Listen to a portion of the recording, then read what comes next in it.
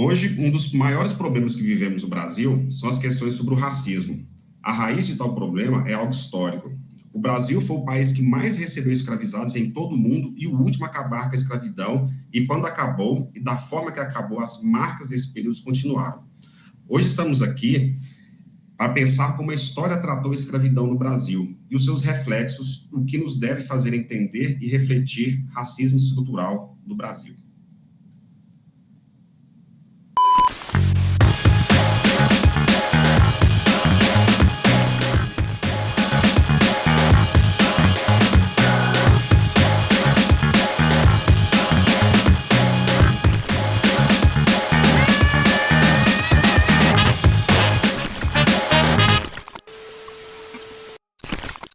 Eu sou Fernando Santos, sou doutorando em História pelo UFG, sou professor de História, História da Arte, e hoje atuo como professor de História no UFG. Eu sou um homem branco, tenho um cabelo grisalho, estou vestindo uma camisa preta, né, estou usando óculos e tenho um fundo de parede totalmente branca. Quando falamos de escravidão no Brasil, vem à tona questões que continuam relevantes no tempo presente. Afinal, ao estudar a história da escravidão no nosso país, estamos investigando os contextos que levaram ao aprisionamento e à exploração desumana de milhares de pessoas, o que nos permite também refletir sobre as forças que regem a nossa sociedade na contemporaneidade. Por exemplo, 61,8% das vítimas de feminicídio em 2020 eram negras. Crianças vítimas da violência letal são majoritariamente negras. 63% das crianças de 0 a 9 anos e 81% dos adolescentes de 15 a 19 anos. 76,2% das pessoas assassinadas em 2020 eram negras. Com isso, ao falarmos sobre a sociedade escravista brasileira, podemos construir, assim, um panorama de seus principais aspectos culturais, econômicos e políticos.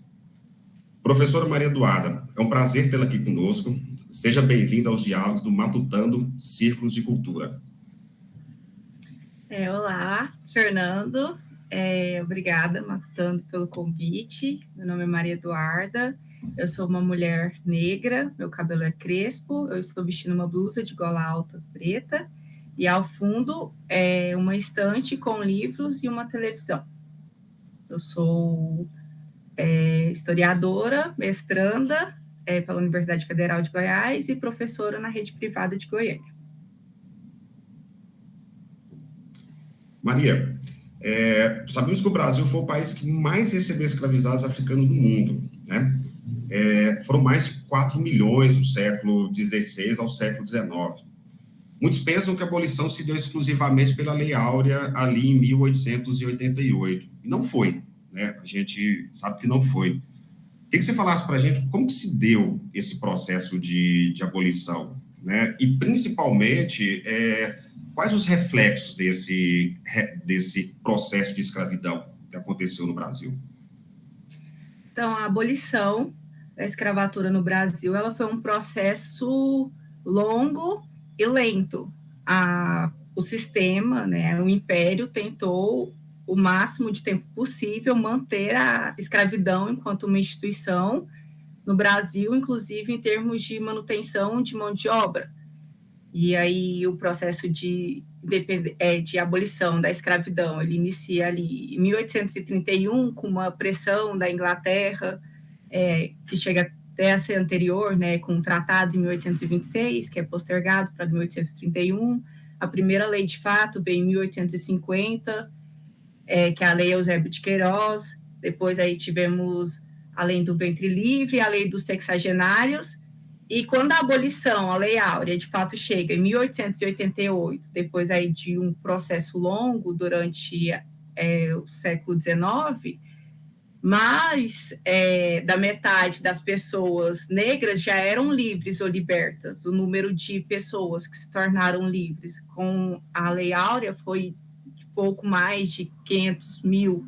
É um número alto, se a gente pensar hoje em dia, mas se pensarmos também que o Brasil recebeu mais de 4 milhões de escravizados e nos seus descendentes, é um número diminuto em relação à quantidade de negros que existiam no Brasil. Então, o Estado, enquanto agente, ele tentou o máximo possível regredir o processo de abolição, né? O Brasil é o último país, não só da América, como do mundo, a abolir a escravidão.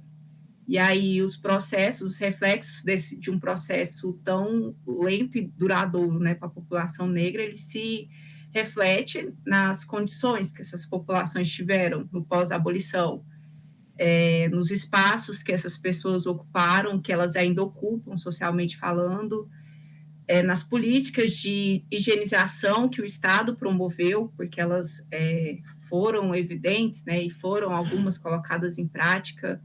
O fato dessas pessoas ocuparem espaços periféricos, até a própria política de imigração tem a ver, né, com esse processo de uma abolição que ela foi pensada, não foi um processo que aconteceu de repente, de forma iminente, é um processo que foi pensado e foi pensado para que essa população, depois da abolição, continuasse de maneira marginalizada, e a gente sente isso nos dados que você trouxe, né, logo no início da sua fala, sobre essas pessoas que são violentadas, sobre os índices dessa violência que ela é física, é psicológica, é econômica, e que a gente vê também no âmbito da política, né? Isso, Maria. A gente pensar nessa coisa como aconteceu, né? Essa coisa que você falou, lenta, né? E de não querer e tal. E a gente pensar nessa coisa da história, né? A gente pensar como historiografia, como que a história tratou isso com o passar do tempo. A gente, né, tem que lembrar muito ali quando chega na década de 30, mais precisamente em 33, né, 1933, o sociólogo Gilberto Freire, né, quando ele lança Casa Grande Senzala. Onde no Casa Grande Senzala, né, onde das várias abordagens que ele coloca, né, a escravidão, né, ele vai colocar ali fora da simples ótica da dominação. A condição do escravo na obra do Gilberto Freire, do escravizado, historicamente articulada com relatos e dados onde os escravizados vivem em situações diferentes do trabalho compulsório nas casas e lavouras, né? Onde o sociólogo, onde o Gilberto Freire, ele vai na contramão das teorias do chamado racismo científico do século XX, que defende uma pureza racial e o branqueamento. E o Gilberto Freire, né, para ele, a miscigenação era a miscigenação que gerava um povo mais forte e capaz de maior desenvolvimento. O grande problema que a gente vê, né, é que ele considerava como uma certa existência de uma relação cordial entre senhores e escravizados no período colonial brasileiro. O tal do mito da democracia racial, né? Queria que você falasse para a gente por que essa ideia da democracia racial ser um mito. É interessante colocar essa questão, né? O discurso do Gilberto Freire, ele vem depois de um discurso de um racismo científico. Então, o Brasil ali, ele inicia a República, 1889, e o início de 1900, pensando num Brasil de uma pureza racial, em como tornar a população mais branca, e aí, a partir de 1930, a gente começa a pensar o Brasil como um país que, na verdade, a sua riqueza é a miscigenação, né? O estudo do Gilberto Freire, ele vem de encontro também com a era Vargas e também com o que foi o discurso, né, varguista, com pensar essa sociedade brasileira como uma sociedade que ela é pensada a partir do que a une, não do que a difere, porque isso é importante, inclusive, para pensar o projeto político do Vargas.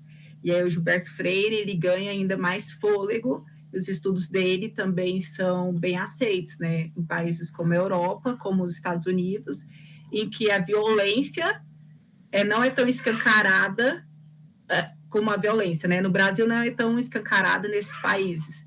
É algo que eu costumo repetir, não é porque aqui no Brasil a gente não está amarrando um negro e, sei lá, separando as partes, né, do corpo dele, como acontece nos Estados Unidos, essas violências mais explícitas, que não existe racismo no Brasil. Então, o mito da democracia racial e essa questão da cordialidade, ela se constrói num espaço de narrativa que, como existe cordialidade num processo de violência escravista, Você é a ama de leite do meu filho, você está na minha casa, eu te trato como da família, mas se eu precisar escolher alguém da minha família para excluir, a ama de leite vai ser a primeira. É a mesma coisa de qualquer outra pessoa que for escravizada, ou que for escravizada. E quando a gente pensa, né, nesse mito da cordialidade, pensar nessas violências como menores, porque elas não são tão explícitas, apaga outras formas de violência, porque a gente não deve compreender a violência a partir só do amplo explícito, né? A violência, ela tem várias camadas, existem várias formas da gente pensar ela. Quando a gente pensa que existia uma democracia racial, que não existiu, porque existiam pessoas negras e também indígenas que foram exterminadas, que foram violentadas, a partir dessa ótica de que existia uma relação cordial, quando na verdade era hierárquica, você apaga o que essas pessoas viveram e também apaga o que foi esse processo de miscigenação. A miscigenação, ela não foi um processo tranquilo, não foi algo amistoso, não foi um processo envolvendo carinho, cuidado, é um processo de violência. Essas histórias, né, que a gente escuta, minha avó foi pega no laço, são esses filhos de escravizados, são esses filhos de homens brancos que eram escravizados e que não eram reconhecidos pelos seus pais. Então, não existe, é um mito, porque a gente apaga o que foram os processos dolorosos, a gente reconhece esse processo de miscigenação, mas a gente não reconhece com a força que a gente precisa reconhecer. E aí a gente torna um processo de democracia quando, na verdade, não existe. Ainda existe uma diferença, né, entre os espaços que esses distintos grupos étnicos raciais ocupam na sociedade. Eles não têm a mesma equidade, eles não ocupam os mesmos espaços. Então, é por isso que se torna um mito, né? Eles não existe um fundamento propriamente dito, apesar de existir um discurso, né? Um discurso que já foi desmistificado, cientificamente falando.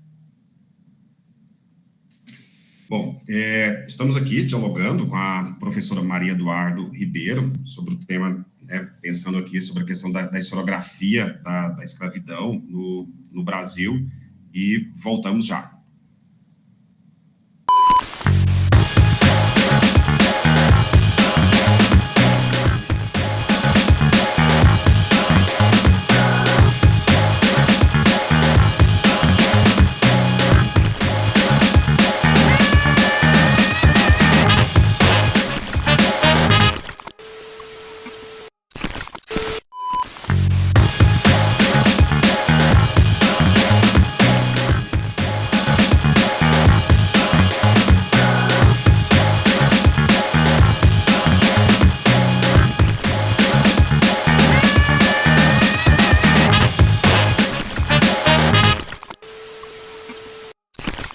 No bloco anterior, dialogamos com a professora Maria Eduarda Ribeiro a respeito das reflexões históricas sobre a escravidão no Brasil e principalmente como se deu o processo de abolição da escravidão no Brasil e os seus reflexos e sobre o mito da democracia racial.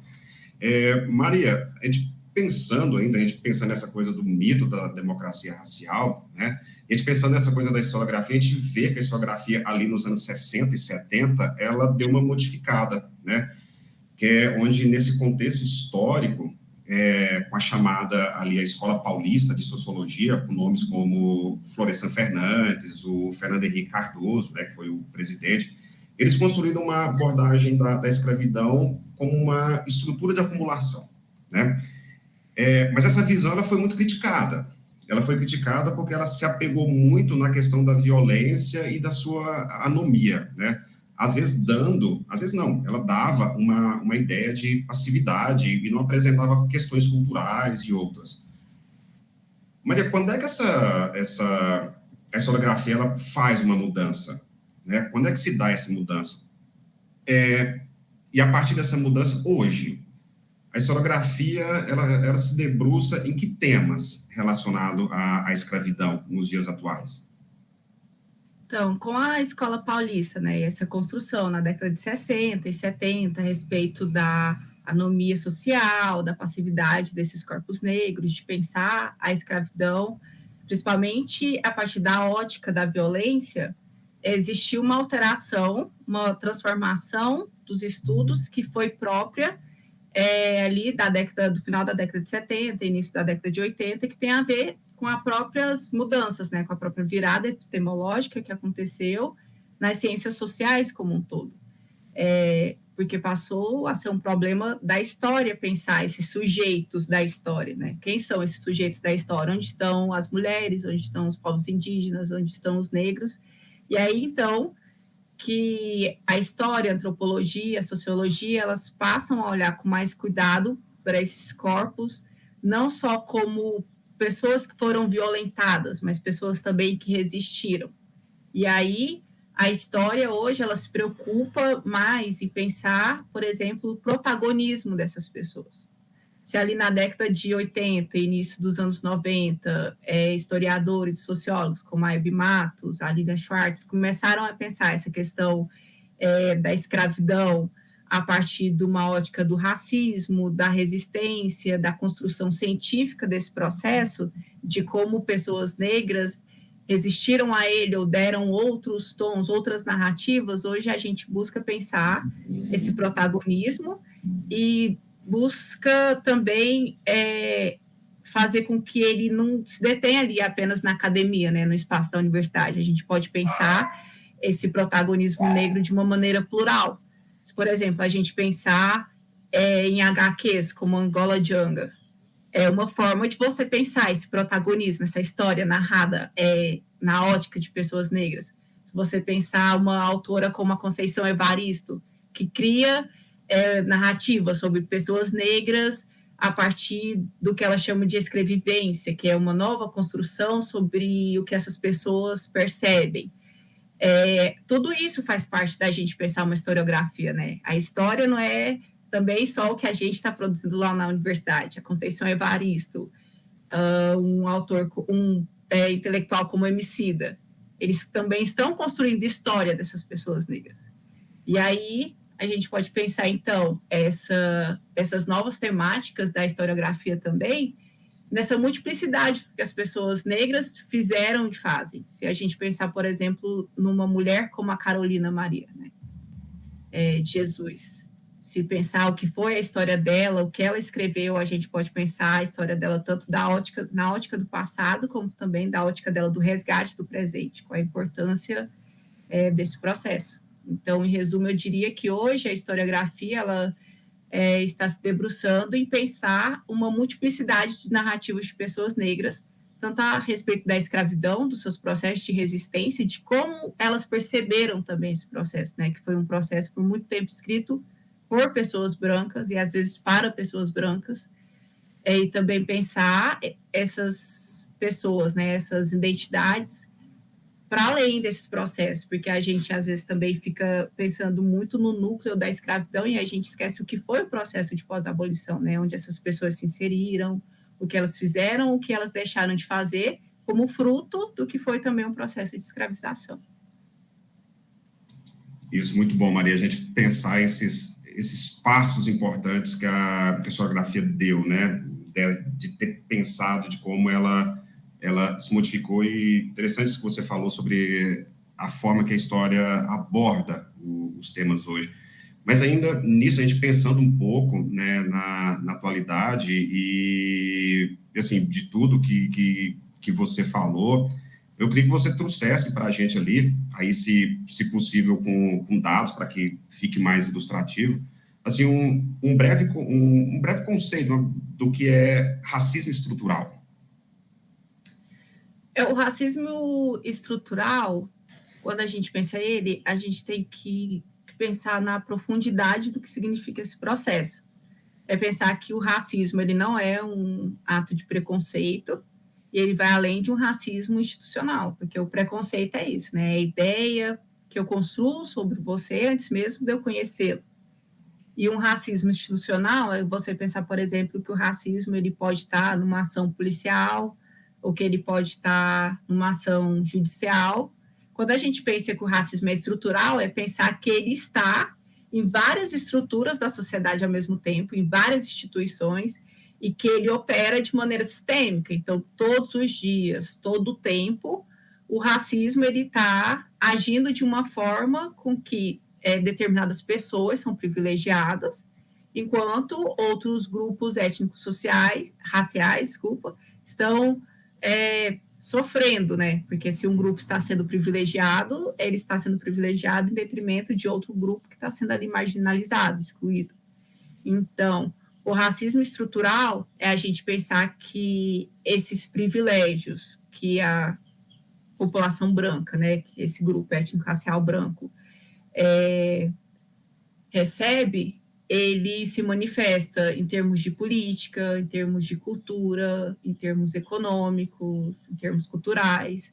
É você abrir um livro de história e você saber qual é a história dos europeus, qual é a história do Império, o que os imigrantes fizeram no século XX, e é você não saber onde estavam as pessoas negras, você não saber qual é o rumo que elas tomaram pós-abolição. Isso é uma forma do racismo se expressar. É você ligar sua televisão e ver pessoas brancas apresentando programas, é você ver pessoas brancas como protagonistas de filmes, e é você não se reconhecer enquanto pessoa negra nessas outras pessoas, porque você não vê a beleza negra, por exemplo, como um símbolo do que é belo mesmo, né? Do que é esteticamente considerado como belo. Você não se vê como protagonista. E quando você se vê, por exemplo, em novelas, é você pensar que ou uma pessoa negra vai estar ali ocupando um estereótipo, ou toda a história dela vai girar em torno dela sofrer racismo, que ela não tem direito, por exemplo, de viver uma comédia romântica, água com açúcar, essas coisas. Então, a gente pensar, por exemplo, em dados, um dado que eu acho muito importante, principalmente em termos de universidade, é pensar que ali 3%, né, 3% dos professores apenas que ocupam as pós-graduações no Brasil são mulheres negras. Então, que tipo de formação que a gente está tendo? Se você pensar que numa população, o Brasil tem uma população de mais de 50% de pessoas negras. Numa população de mais de 50% de pessoas negras, mais de 50% são mulheres. E aí, de mais de 50% de mulheres, apenas 3% de todos os professores no Brasil, em universidades federais com pós-graduação, são mulheres negras. Então, onde estão todas essas outras mulheres negras? Quais espaços elas estão ocupando, né? As pessoas negras têm os maiores índices, por exemplo, de analfabetismo. No Atlas da Violência, né, de 2021, enquanto as mulheres brancas, o índice de violência diminuiu de 2010 a 2020, o índice de violência de mulheres negras aumentou. Então, também, qual é o tipo, como as políticas públicas estão agindo em relação a esses corpos? Se 78%, né, da população que foi assassinada em 2020 foi negra, né, que tipo de política, que tipo de polícia a gente também está formando para estar na rua, para estar agindo com esses corpos. A gente também pode pensar que, além da taxa de analfabetismo, por exemplo, a população que está no índice, né, de marginalidade, de também periculosidade em relação à fome, ela é majoritariamente negra. Então, todo esse compilado aí, ele nos ajuda a pensar também essa marginalidade, né, que as pessoas negras têm ocupado hoje em dia. E eu acho que a gente pode, então, pensar, né, esse conceito, essa ideia mesmo, essa noção do que é o racismo estrutural, a partir desses elementos. E aí pensar também que essa violência, ela não se traduz apenas em dados físicos, né? Nem sempre a gente vai estar podendo medir isso, mas essa violência, ela também se sinaliza em coisas que não dá para a gente marcar. Não apenas, por exemplo, no fato das pessoas negras estarem num índice maior, né, de analfabetismo, por exemplo. Assim, é um número bem maior em relação a pessoas brancas. Existe também essa violência que ela passa a assumir outros espaços, né? Ela passa a ser psicológica, ela é emocional. Então, isso não está nos dados. Isso a gente não pode compilar. E é isso. Bom, no programa de hoje, nós matutamos com a professora Maria Eduarda Ribeiro, que nos trouxe algumas reflexões históricas sobre a escravidão no Brasil. Interessante pensarmos, né, como a historiografia tratou a questão da escravidão e como ela reflete atualmente, né? O racismo está aí, né, cada vez mais escancarado, cada vez mais desavergonhado, né? E Maria nos trouxe uma questão que vai muito no caminho da filósofa Djamila Ribeiro, que não basta ser racista, é preciso ser antirracista, né? Professora Maria Eduarda, muito obrigado pela sua fala, né? O tempo foi muito curto, mas muito proveitoso, e aprender muito com você. Muito obrigado. Viu? Obrigada, Fernando, pelo diálogo. Obrigada ao Matutando, Círculo de Culturas. Obrigada aos ouvintes também, e pela oportunidade, é muito importante, né, dar esse espaço de fala a pessoas negras, e também que a gente possa discutir o racismo, né? Quando a gente expõe esse problema, a gente passa a poder lidar com ele, né? É melhor do que quando nós ocultamos esse processo e fingimos que ele não está aí, evidente, gritante aos nossos olhos. Então, muito obrigada pelo diálogo e pela possibilidade de matutar com vocês. Bom, para saber mais sobre esse episódio, você pode acessar o material aqui ao lado.